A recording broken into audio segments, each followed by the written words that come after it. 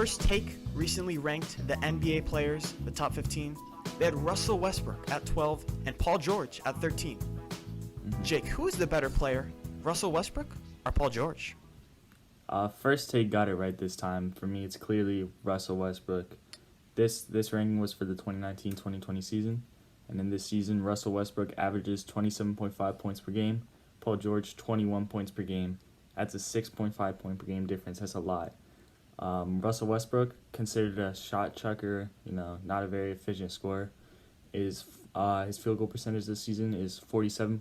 Paul George is 43%. Russell Westbrook is clearly the superior passer. We've seen it in past seasons. We've seen it again this season. His assist numbers have been down, 7 assists. However, Paul George doesn't even crack 4 assists this season. The steals, Russell Westbrook, 1.7. Paul George, 1.3. Rebounds, again, Russell Westbrook, the guard, out-rebounding Paul George, the small forward. 8 rebounds to 5.7 rebounds. It's not close. Russell Westbrook is clearly the superior player. I mean, you're completely wrong. I get with Paul George, the superior player. He's a better defender. He's a more efficient scorer. He's a better shooter in a shooter's league. And I don't get the playoff meltdowns that I get with Russell Westbrook. Seems like year in and year out. And let's look at when they were on the same team, right? Paul George, 28 points per game, third in MVP voting. Westbrook, only 23 points per game. So he was the alpha on that Thunder team when they were both on the same team a year ago. Now, George this year, he scores less, but he scores more efficiently. 58% true shooting percentage. Westbrook, only a 54% true shooting percentage. And George, much better defender. 4 All-NBA first teams defensively. Westbrook, 0. Paul George is a better player. That's 2 All-NBA first teams, 2 All-NBA second teams. However, that's neither here nor there. You were discussing how Paul George was the alpha on the OKC Thunder team when they played together.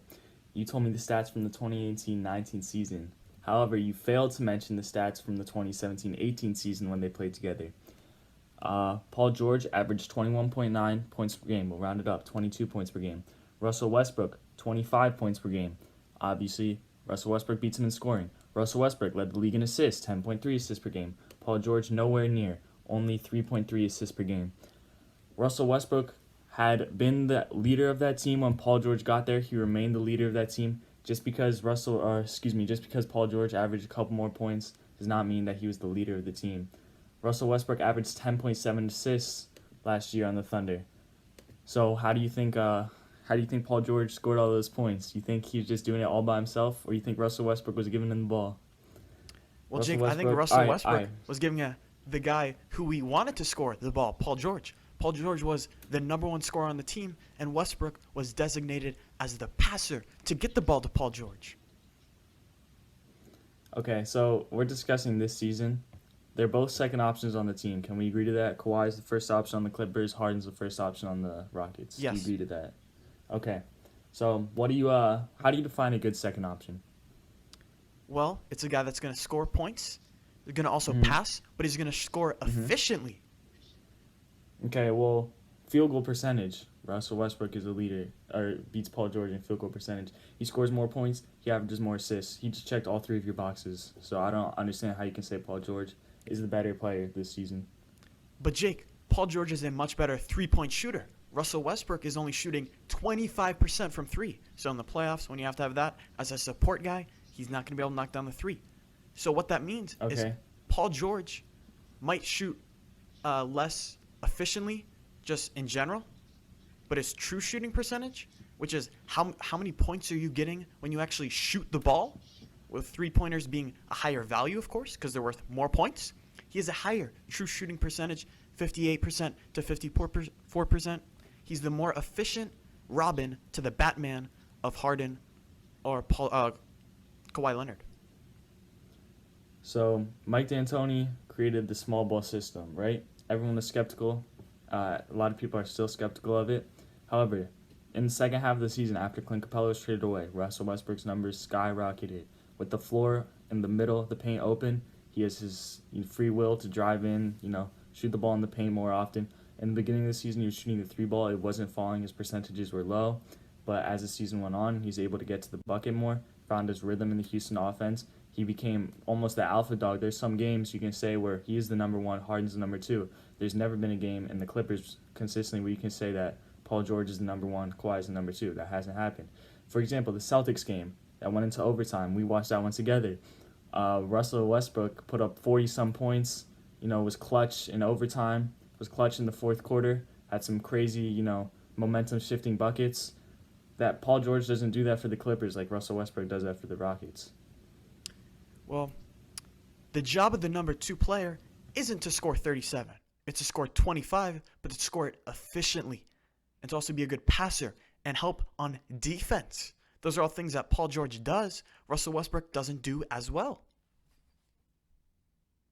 So, do you think Russell Westbrook's a defensive liability? No, but he's not a good defender. Zero. You don't think Russell All-NBA Westbrook's a good defensive teams. defender? He averages more assists than Paul George.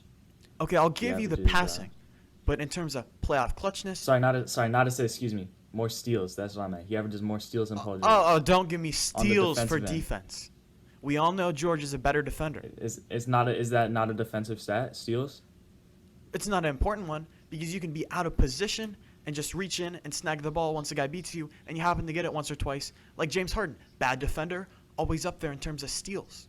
Now, Paul George is a good defender, and he does average a good amount of steals, almost won Defensive Player of the Year the same year he was third in MVP voting, which they were on the same team, and George was the number 1. So, yeah. Okay, come playoff time. How was George last year? Well, let's look at Westbrook. Every year, we get a playoff meltdown with Russell Westbrook. And I'm not going to sit here and say Paul George is one of the best playoff performers, because he's not. There's been some issues there in his own right. He's had his good playoffs. He's had his good playoffs here and there, but he's not someone I would rely on every game to go and get it done. Well, Russell Westbrook isn't either. He's never gotten out of the first round without Kevin Durant on his team. It's pretty interesting. Yeah, that is interesting. If we're discussing recently, like this first take list is, what has Paul George achieved since he got off the Pacers? Well, he played with Russell How Westbrook. about post injury? What has Paul George achieved? I mean, he's only been to 4 all defensive teams. He's only been third in MVP voting. He's only as averaged far as 28 winning a goes, game. as far as because you were talking about winning, as far as winning goes in the playoffs, what has Paul George achieved?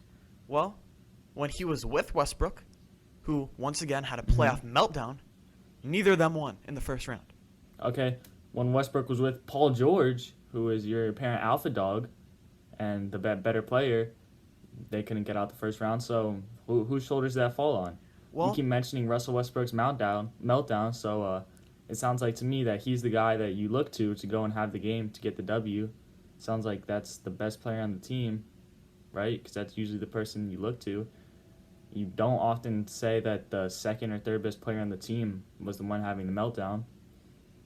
well, It's always the first best player on the team. Paul George had a shoulder. He needed surgery that offseason. He was playing injured. That's why his shooting percentages. Oh, so you're telling me he's injury prone now?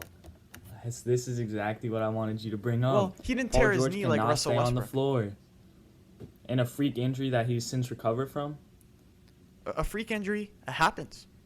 There's nothing to avoid a freak and injury. he's recovered. You have a freak injury. That doesn't mean you're injury prone. There's a difference. But Paul George consistently misses games because of his shoulder. He's missed games this season. He's missed games last season because of it. Well, Russell Westbrook has been on the floor nearly the whole season. I mean, Russell Westbrook has played 53 games. Paul George has played 42 games. So I'll give you that. But since Paul George came back from the injury, which was the reason he didn't perform well last postseason with Westbrook, when Westbrook, by the way, had the meltdown, after he got past that, he's actually played more games than Westbrook. This season alone. He's played more games than Westbrook. After that devastating injury, that was the reason he was held back in the postseason with the loss to the Trailblazers. All right. Thank you for listening to the In2sports podcast. Click here to subscribe and here for video